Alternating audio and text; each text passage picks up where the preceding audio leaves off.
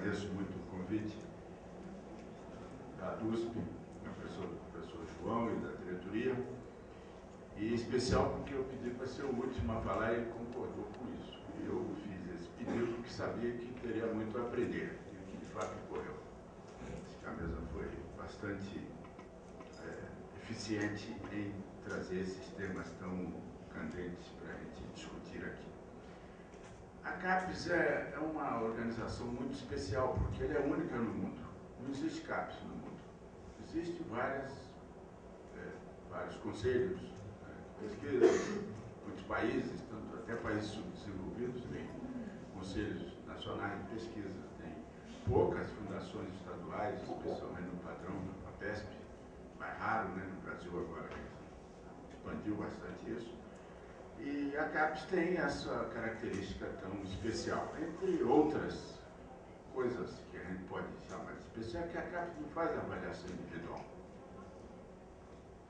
Como a FAPESP tem que fazer, como o CNPq tem que fazer, a própria FINEP, as outras fundações estaduais, os outros conselhos pelo mundo inteiro. National Science Foundation, todo mundo. A CAPES não faz avaliação individual. Então, se há produtivismo, ela vai ter que despencar dentro de um conjunto. E um curso inteiro produtivista é muito difícil de ter. Bom, ela também é sui generis, porque a avaliação da CAPES foi introduzida em 1976, exatamente no período do nosso Garcia-Closs. E depois a CAPES teve uma sequência de dirigentes que manteve esse padrão. Para mostrar quão diferente é isso, lembrar que o Reino Unido faz uma avaliação financiadora, muito parecida com a CAPES, não para pós, mas por departamento, por área do conhecimento. E já agora, com o processo de Bolonha, um doutorado de 3 anos, obrigatório. Portanto, os nossos 4 anos são bem razoáveis. Bom, e o modelo da Inglaterra é interessante, foi mencionado aqui pelo Ulisses, que cada avaliado só entra com 3 produtos, e não mais que 3, nem menos, num período de 5 anos. Ele escolhe, mais ainda. O departamento decide quem vai competir e quem não vai, para poder Oxford ganhar de Cambridge e so on. Então, esse modelo para o Brasil seria um modelo muito interessante, pelo menos para as federais, mas para financiamento da instituição como um todo. Isso, a CAPES não é, nesse sentido, não é o modelo inglês, mas que só começou, eu participei de uma das avaliações do modelo inglês, a convite deles, eu era diretor do CNPq nessa época, foi comigo Meneghini, pela FAPESP na época, e mais um outro professor lá de Brasília. Participamos desse evento, foi uma experiência muito rica. Fiquei muito surpreso com essa questão de escolher apenas 3. Mais ainda, o departamento tem 30 docentes e o departamento decide, imagine a briga que deve ser, quais são os 15 ou 20 ou os 30 que vão entrar na competição, porque senão, na média, pode perder para outra universidade, como de fato ocorre com frequência, e eles publicam isso periodicamente. Mas só começaram isso nos anos 90, muito depois da CAPES. A avaliação da CAPES tem quem gosta e quem não gosta. Aliás, a avaliação é parecida com a situação dos queijos franceses, né? Que já disseram para o De Gaulle, como é que nós vamos definir qual é o melhor queijo se os franceses gostam de 300 tipos de queijo diferentes? Mais ou menos assim.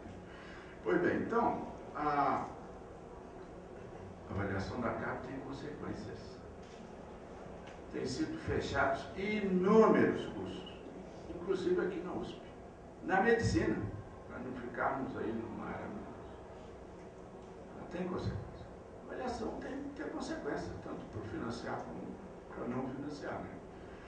Bom, e de fato, o modelo da CAPES mostra uma outra coisa muito interessante, é que se o dinheiro é que faz o produtivismo, as universidades do Estado de São Paulo deveriam ter todas os conceitos 6 e 7 na CAPES. Não é verdade. cheio de conceito 3, tem sido tema de debates nas campanhas para reitores, principalmente nas 3 instituições do Estado de São Paulo. De modo que não é o dinheiro, porque um recurso substancial, com apoio de longo prazo, que a FAPESP vem fazendo durante tantos anos, substancialmente, com muita competência, aliás, era a gente isso não ser o problema, né? Mais a parte federal. Mas é.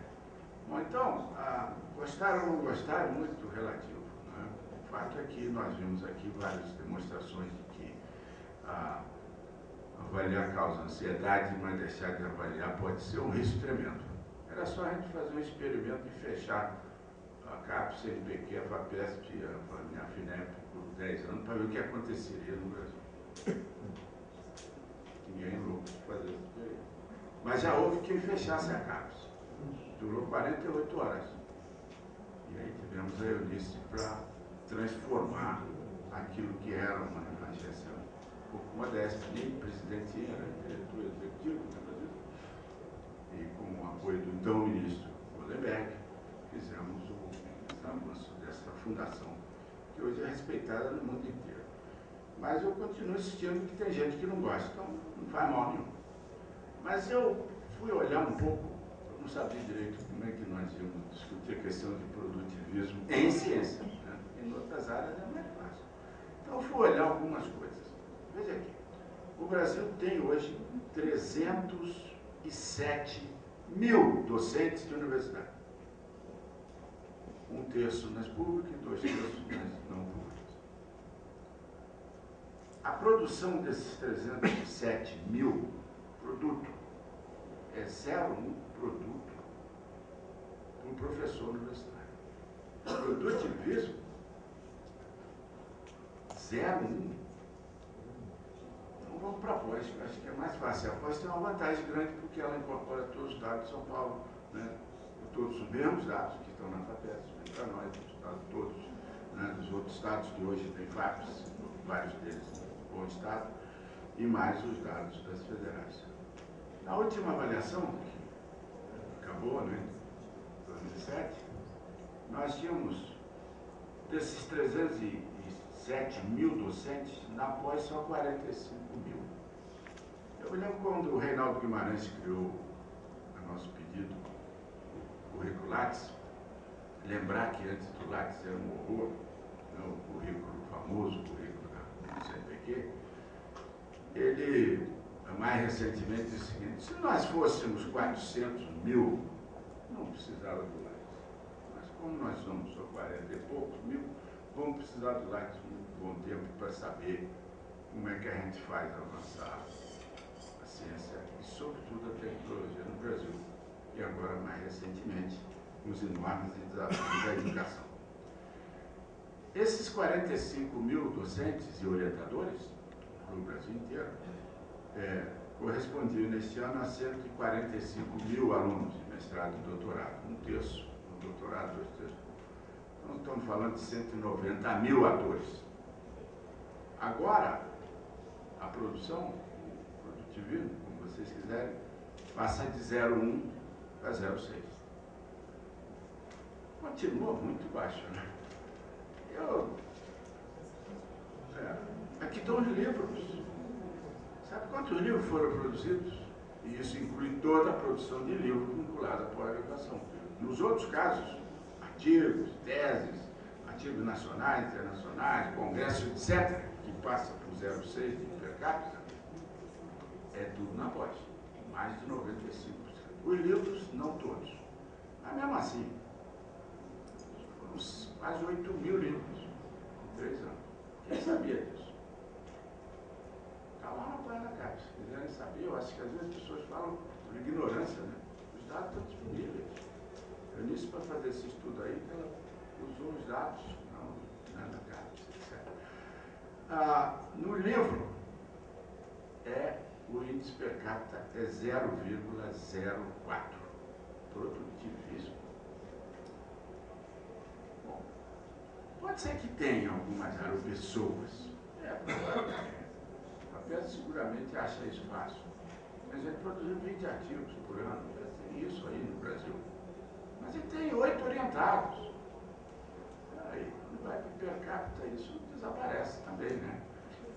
Então, tem colaboração, muita colaboração no exterior. Há um artigo recente na Nature mostrando que as colaborações entre os países cresceu tremendamente, pesquisadores entre os vários países. E a maior colaboração do mundo é entre pesquisadores brasileiros e, pasme, argentinos. O índice está na Nature, isso é 5,5. E os outros não passam de 1. Entre americanos, ingleses, entre ingleses e franceses, aí nem conta isso, né? Bom, enfim, então, gente, eu acho que se a gente tivesse os 400 mil, se a USP, ao invés de ter 75 anos, né, 76 agora, tivesse 760 anos, a gente não estaria discutindo essas coisas aqui, provavelmente. Mas não é esse o caso. O Brasil tem 200 anos, gente, não tem 500. É da família real para cá. É a idade do Banco do Brasil. Não tinha nada antes, tinha uma exploração tremenda das nossas riquezas. E os portugueses não queriam que tivesse universidade. Herdamos um negócio esquisito. E a USP é a mais antiga universidade brasileira. 70 e poucos anos. A Unicamp tem 50. A UNB tem 50. A Santa Catarina tem 50. Então, nós estamos falando de uma coisa que é muito recente. Interação com a empresa, que está discutindo com o Camargo, isso não tem cultura, não deu tempo de ter cultura. Nós estamos formando ainda massa crítica. Prêmio Nobel, esqueça.